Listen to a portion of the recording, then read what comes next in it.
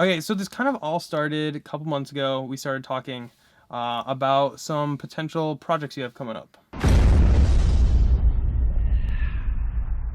Yeah, so we are always looking to do something new and exciting and to push the envelope. We had a really good time starting with Tesla Corsa about a year and a half ago, and we're just trying to push things forward. Yep. And one of the ways to push things forward was thinking about how we can make the cars even more focused as a track car. And we saw Tesla Corsa events becoming more popular. We were having a great time going out there. People are getting more competitive with their cars, and we thought, let's get behind this and really focus on something that's more of a not a full race car, because to me those aren't as much fun as something you can drive every day, but something like fairly in between, like a very extreme version of a car you could drive every day. And I think you have, a personality for extreme cars, and Yep. this seemed like an interesting fit of someone who is already daily driving in a racing seat. I thought, this could be the right person for Yep. something as crazy as what I'm thinking. Yeah, no, and I think it works really well kind of with everything we've wanted to do with this car is kind of make it more of a racing car. We've gone to Corsa several times and it's been a blast. I can't wait to put this on the track. Prior to this, we had done the carbon ceramic brakes. Yeah. We did some suspension. Yeah, we did sway bars and sway bars. Yep. We even did the springs to start off with. Yeah, before the coilovers, Lots of evolution on this car. which is fun. Kind of started Yeah. with just like the front lip too. Yeah. And then it's crazy to see it in its final state and what it once was. That's the fun of what I get to do, is we always evolve the cars and evolve the projects and evolve, friendships with guys like you. Yeah. We start with one thing and we have fun and we do more. And that's how we do it every time with every customer and every car. And this is exactly that, the next evolution of kind of your car personally, and also, our story as Unplugged Performance, and this car is starting to have its own story. Yeah. So in terms of that story, I know we've both been a little bit quiet in terms of what's going on. Yep, very quiet. A lot of people have been asking almost on every single video what's happening with the car and is it still alive, basically. Yeah. It was as simple as us having kind of a grand plan for the car, which we're, I'd say, maybe about 30 to 40% of the way through right now. And you were excited and said, all right, I'm driving to LA. Here's my car. Yeah. Which is pretty crazy. And it happened pretty quick. Oh, it was it did, only yeah. a couple of days or so, maybe a week. Yep. Yeah. So I guess for those that have been following, there's been a bit of a blank spot in between Eric's drive to LA and Current everyone day, wondering what the hell's going on. Where's the car? What's happening? So we can fill in a couple of the blanks now. And I think, there's still some excitement to come. So we'll talk a little bit perhaps about that. Definitely. And fill things in. So yeah, from our side, we knew from the beginning that Eric in particular is really into performance for the car. Anyone that buys these carbon ceramic brakes is a pretty serious person. So we Full level commit. Yeah. So it's a cost factor, and also it's a serious performance brake kit. You don't need this for a car that you're driving on autopilot in traffic. You need that when you want to drive the car aggressively. You don't want brake fade. So we kind of knew the direction we were going to go, and we knew that we wanted to push a little bit further than we have in the past. So the first thing I remember asking you was, whether it was okay that we, drive your car on the street to test things, and also that we take it out to a Tesla Corsa event. Yep. And have someone that we trust to drive the car. And that's a tall ask. Not everyone would say, yeah, go ahead. Yeah. But you trusted us, and definitely we're grateful for that. Oh, yeah. Yeah, and the car's still in one piece, so it worked out. Yeah. Nothing happened. So that was interesting. And Eric and I were just talking about how he was looking remotely at the car going around the racetrack at Buttonwillow on his app and seeing it do 100 plus miles an hour, probably wondering what in the world's going on to my car right now. I was a little jealous I wasn't in it, to be honest. But yeah, no, it was actually really kind of cool to see it just zooming around the track. And again, that was for testing of some parts. Exactly. And without that testing, we wouldn't be here today. So Exactly. Yeah. So leading up to this, what we wanted to do was to have a little bit more time with Eric's car to think about how to increase the performance further from our usual stuff that we do. Because everything we make, we try to find a balance of something that's comfortable for the street and that's also faster on the track. And we've done that, and we still hold a lot of very impressive lap times, and we still to this day, I believe, had the street tire lap record at Button Willow, which is awesome. But these records get challenged, and we want to continue to evolve. And the hard thing is finding that balance. So for this car, we basically started experimenting with different race valving for our coilovers, and we knew that we were okay trading off a little bit of the kind of soft, comfortable ride for daily use to get some faster laps on the track.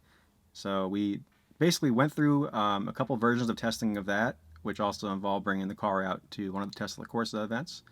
And along the same time, we did some documentation of some of the build with our friends over at Moto IQ, which is run by a guy named Mike Kojima, which is a brilliant engineer. So we're going to put out some content as well there, showing a little bit more behind the scenes of how the components came together. But ultimately, we were experimenting with even more aggressive brake pad compounds than we usually use, more aggressive valving on our coilovers, more aggressive spring rates, more aggressive tires, and just trying different things with the little bit of time we had. And we only had about, 2 months or so? Yeah, right about 2. And the first month of that was basically nothing more than us making Eric's car look like any other anonymous white car. So if anyone saw it out at the track, maybe they might have caught his license plate, but otherwise it was just an unmarked white car that we were testing. And we put a driver who actually has never driven a Tesla before. Her name is Carla, and she's a great driver. We had her join because she also works with Moto IQ, and we were interested in her feedback and Mike's feedback on the engineering, because he's one of our engineering advisors for how we set up the cars. And we learned a lot. We learned a lot at that track day. As always in racing, things don't always go exactly according to plan. We spent a huge amount of time prepping the car to be able to run these 305 wide tires, front and rear, which we think is quite important for lap times. And as we were driving out of our business complex, we got a nail through the front tire that went through the top and out the sidewall. And anyone that knows anything about that knows that when you have a puncture on the sidewall, you can't patch it. So it's been interesting. It's been ups and downs. We still got the car to the track that day, but we never really got to see what it would do with this tire setup that we had, because we had these 305 square Michelin Cup 2s.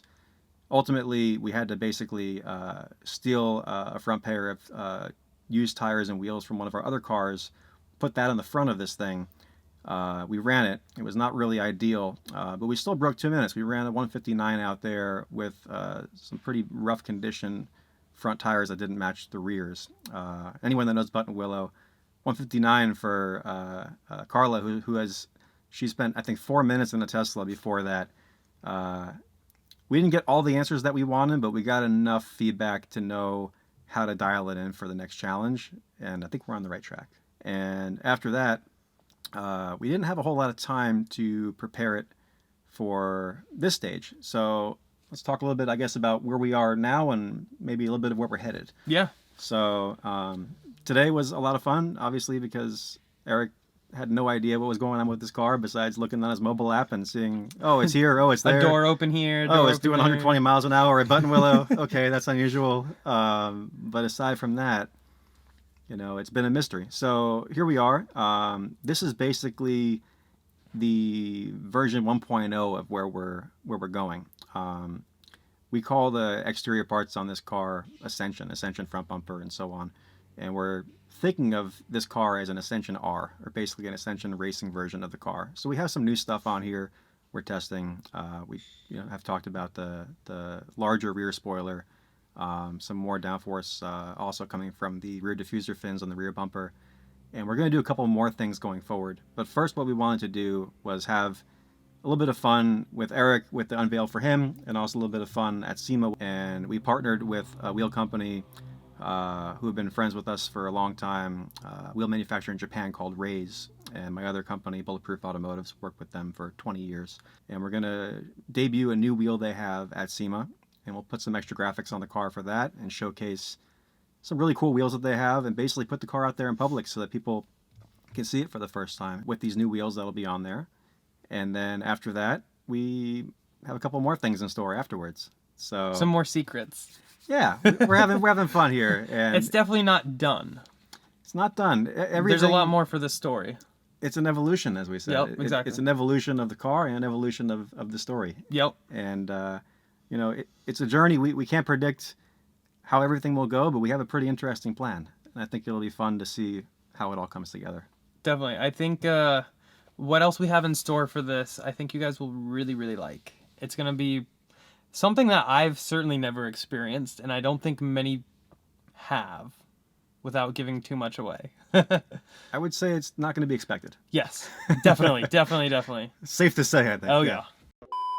So we had actually recorded that when I picked up the car, and we're kind of waiting for a good time to put that out, and exactly kind of like how the whole situation happened. And a lot of you guys actually asked, how do you go about getting a car like this customized? And that's kind of how you do it in a nutshell. So if you are interested in getting your car customized or anything, definitely reach out to Ben and Unplugged Performance. They'll all be linked down below. And I guess kind of for the future. So update on the car. It is getting close to being able to show you guys what the next phase is going to be and what's exactly happening with it. Hopefully within the next week or two, you'll probably hear some things. So definitely subscribe if you haven't already. And I don't know, comment down below what you guys think the next guesses and next things that are happening with the car are going to be. I think a lot of you will be pleasantly surprised when everything does come out. And as always, huge thanks to Abstract Ocean for sponsoring the channel. If you're looking to accessorize your Model SX or Model 3, definitely check them out. All linked down below, and using code TESLAINVENTORY will get you 15% off your first purchase. All kinds of really, really cool accessories. My two must-haves for Model 3 are definitely going to be a center console wrap, just so that I can get rid of that gloss black fingerprint scratch prone material that Tesla uses and keep it protected, as well as a matte screen protector to reduce any glare as well as fingerprints. As always though, a thumbs up if you enjoyed that video. Go and click here to subscribe, here for some other ones. We'll see you guys in the next one. Bye.